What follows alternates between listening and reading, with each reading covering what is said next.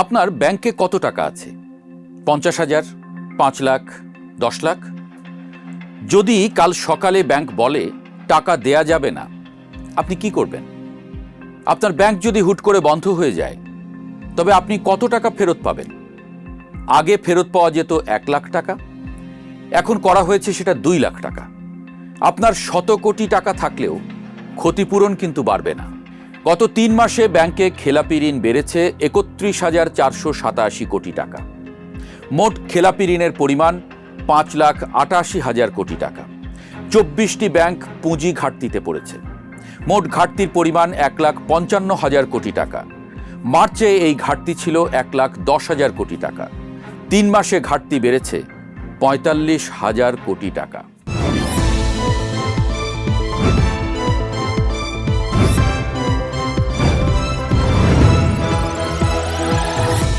বাংলাদেশ ব্যাংকের সর্বশেষ আপডেট বলছে ২০২৬ সালের মার্চে পূর্ণাঙ্গ ইসলামী ব্যাংকগুলোর খেলাপি ঋণ দাঁড়িয়েছে ৫৮.৪%। এক বছর আগে এই হার ছিল ২৯.২%। মানে মাত্র এক বছরে খেলাপি ঋণ দ্বিগুণ হয়ে গেছে।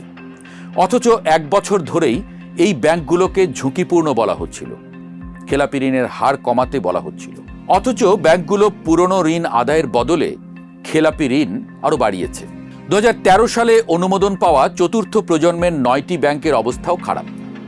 মার্চে তাদের খেলাপি ঋণ হয়েছে ৫২.২%। ২০২৫ সালের মার্চে যা ছিল ৪৪.৪%। সহজ কথায় প্রতি ১০০ টাকা ঋণের মধ্যে ৫৮ টাকাই এখন খেলাপি। এবার আসা যাক ঋণ ও আমানতের অনুপাতে। মার্চ ২০২৬-এ ইসলামী ব্যাংকগুলোর এই অনুপাত ছিল ১২০.৩%। এর অর্থ হল ১০০ টাকা আমানত নিয়ে তারা ১২০ টাকা ঋণ দিয়েছে।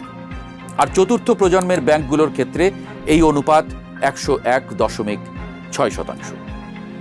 মানে আপনার কাছে যত টাকা আছে তার চেয়ে বেশি আপনি ঋণ দিয়েছেন। কিভাবে সম্ভব? এই বাড়তি টাকা কোত্থেকে এলো? এই টাকা বাংলাদেশ ব্যাংক থেকে ধার করে নেওয়া হয়েছে। ধার করে আপনি ঋণ খেলাপিদের আবারও ঋণ খেলাপি হবার জন্য ঋণ দিচ্ছেন। এক বছরে খেলাপি ঋণের পরিমাণ ডাবল। বাংলাদেশ ব্যাংক স্পষ্ট বলছে, এই ধরনের ঋণ বিতরণ ব্যাংকিং খাতের জন্য বড় ঝুঁকি। ব্যাংকের কাজ যেখানে ঝুঁকি কমানো, ব্যাংকই সেখানে ঝুঁকি বাড়াচ্ছে। বাংলাদেশের অর্থনীতির দুর্দশার একটা বড় কারণ এই ব্যাংকগুলো। অর্থনীতিকে পুরো বিশৃঙ্খল করে দিয়েছে তারা। সত্যি কথা বলতে কি, ব্যাংকগুলো প্রতিষ্ঠিতই হয়েছে লুটপাট করার জন্য। আগের পর্বে আমরা দেখিয়েছি ৪৩টা পরিবারকে ব্যাংকের লাইসেন্স দেওয়া হয়েছে, যাতে করে তারা নিজেদের ব্যবসার জন্য জনগণের কাছ থেকে টাকা সংগ্রহ করতে পারে। জনগণের লাখ লাখ কোটি টাকা আত্মসাৎ করেছেন। পরে ব্যাংকগুলো তাদের ঋণ এবং ঋণের সুদ মাফ করে দিয়েছে। না করার কোনো কারণ নেই, কারণ যিনি ব্যবসায়ী তিনি নিজেই ব্যাংকের মালিক, তিনি নিজেই ঋণ গ্রহীতা, আবার তিনি নিজেই ক্ষমা করছেন। শুরুতেই যেমন বলছিলাম, ২০২৬ সালের মার্চে মোট খেলাপির পরিমাণ দাঁড়িয়েছে ৫,৮৮,০০০ কোটি টাকা। গত ৩ মাসে বেড়েছে ৩১,৪৮৭ কোটি টাকা। এই ৫,৮৮,০০০ কোটি টাকার মধ্যে সবচেয়ে বেশি খেলাপি কোন ব্যাংকের? উত্তর, ইসলামী ব্যাংক। ২০২৬ সালের মার্চে ইসলামী ব্যাংকের খেলাপি ঋণ ৯৫,৬২৯ কোটি টাকা। ২০২৫ সালের মার্চে ছিল ৪৭,৬১৮ কোটি টাকা। ডক্টর ইউনূসের এক বছরে খেলাপি ঋণ দ্বিগুণ হয়েছে। বাংলাদেশের আইন অনুসারে ইসলামী ব্যাংক যে পরিমাণ ঋণ দিয়েছে, সেই হিসাবে ইসলামী ব্যাংকের তহবিলে মিনিমাম ৯২,৫৩৭ কোটি টাকা থাকার কথা, কিন্তু ব্যাংকে আছে মাত্র ৭,৯২২ কোটি টাকা। ব্যাংকিং সেক্টরের অডিটররা বলছেন, বিশেষ সরকারি সহায়তা না পেলে ব্যাংকটি বিশাল লোকসানে পড়বে। লোকসানে পড়া মানে শেয়ার বাজারে দরপতন। এই ফেব্রুয়ারিতে যেখানে ইসলামী ব্যাংকের শেয়ারের দাম ছিল ৫২ টাকা, সেটা এখন ২৯ টাকায় নেমে এসেছে। ব্যাংক যদি এখনকার মতো চলতে থাকে, তাহলে শেয়ারের দাম আরও কমবে। ইসলামী ব্যাংক বাংলাদেশের সবচেয়ে বড় বেসরকারি ব্যাংক, তাদেরই এই হাল। বাকি ব্যাংকের অবস্থা কি চিন্তা করুন। তলে তলে সবারই ভিত্তি নড়বড়ে হয়ে গেছে। আইএফআইসি ব্যাংকের কথাই ধরুন, খেলাপি ঋণ ২৮,১৭৪ কোটি টাকা। তাদের ৬৩% ঋণই এখন খেলাপি। এক্সিম ব্যাংকের খেলাপি ঋণ নতুন করে বেড়েছে ৩,৩২০ কোটি টাকা। ন্যাশনাল ব্যাংকে খেলাপি ঋণ বেড়েছে 2162 কোটি টাকা, প্রিমিয়ার ব্যাংকে খেলাপি ঋণ বেড়েছে 1699 কোটি টাকা, এবি ব্যাংকে খেলাপি ঋণ বেড়েছে 1313 কোটি টাকা। এইসবই চলতি বছরের ঘটনা। অর্থাৎ বিএনপি সরকার ক্ষমতায় আসার পর ব্যাংকিং সেক্টরের অস্থিরতা কমার বদলে বেড়ে গেছে। এবার 2026 সালের পুঁজি ঘাটতির তথ্য দেখা যাক। বর্তমানে এই ঘাটতি দাঁড়িয়েছে 1,55,000 কোটি টাকা, মার্চে ছিল 1,10,000 কোটি টাকা। মোট 24টি ব্যাংক তাদের ন্যূনতম পুঁজি ধরে রাখতে পারেনি। এর মধ্যে 4টি রাষ্ট্রায়ত্ত ব্যাংক আছে, 2টি বিশেষায়িত ব্যাংক রয়েছে, আর 18টি রয়েছে বেসরকারি ব্যাংক। ঘাটতিতে থাকা প্রধান ব্যাংকগুলো হল জনতা ব্যাংক, ঘাটতি 12,768 কোটি টাকা, অগ্রণী ব্যাংক, ঘাটতি 5,821 কোটি টাকা, রূপালী ব্যাংক, ঘাটতি 4,470 কোটি টাকা, এনআরবিসি ব্যাংক, ঘাটতি 316 কোটি টাকা, আল আরাফা ইসলামী ব্যাংকের ঘাটতি 254 কোটি টাকা, ইউসিবি ব্যাংকের ঘাটতি 5,975 কোটি টাকা।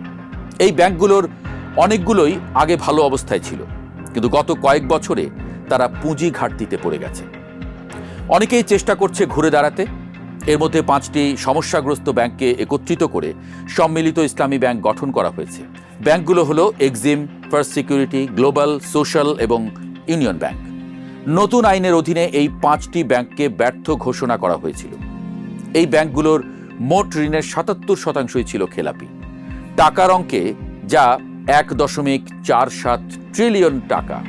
নতুন ব্যাংকটির পরিশোধিত মূলধন 350 বিলিয়ন টাকা ধরা হয়, যার মধ্যে সরকার দিয়েছে 200 বিলিয়ন টাকা। কিন্তু 2026 সালের মার্চেও ইসলামী ব্যাংকগুলোর খেলাপি ঋণ ছিল 58.4%, মানে একাধিক ব্যাংক মিলিয়েও কোনো লাভ হয়নি। নতুন করে আরও খেলাপি ঋণ বেড়ে চলেছে।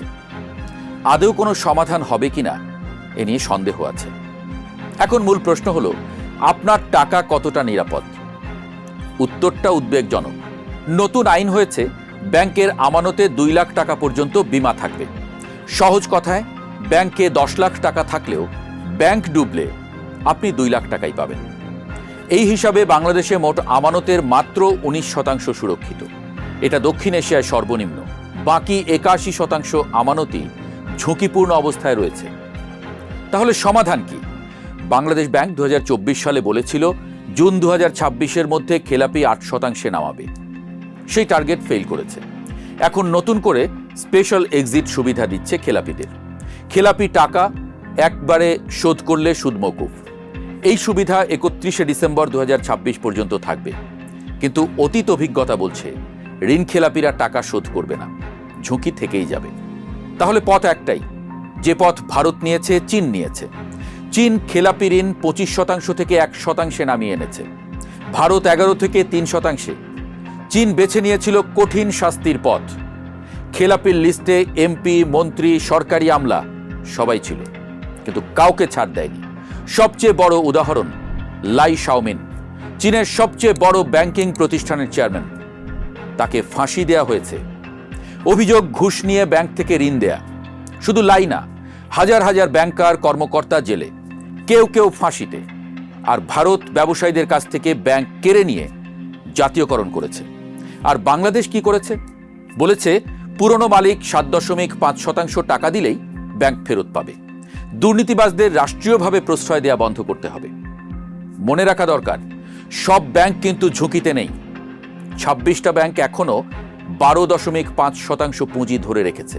তারা এখনো নিরাপদ। বাকি 24টা ঝুঁকিতে। আমাদেরও পারতে হবে। ব্যাংকিং খাতকে ব্যবসায়ী, রাজনীতিকদের নিয়ন্ত্রণ থেকে বের করে প্রকৃত ব্যাংকার এবং পেশাদারদের হাতে ফিরিয়ে দিতে হবে।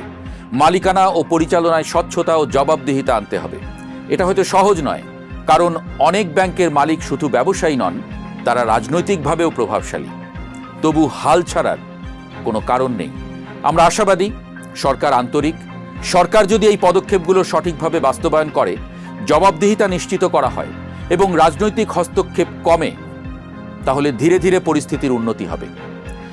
আমানতকারীদের টাকা রক্ষা করতে এবং ব্যাংকিং খাতকে স্থিতিশীল করতে কঠোর পদক্ষেপ নিতেই হবে। আগামী পর্বে আমরা কথা বলবো 7 পরিবারের হাতে জিম্মি বাংলাদেশের ব্যাংকিং খাত, এই বিষয়টি নিয়ে।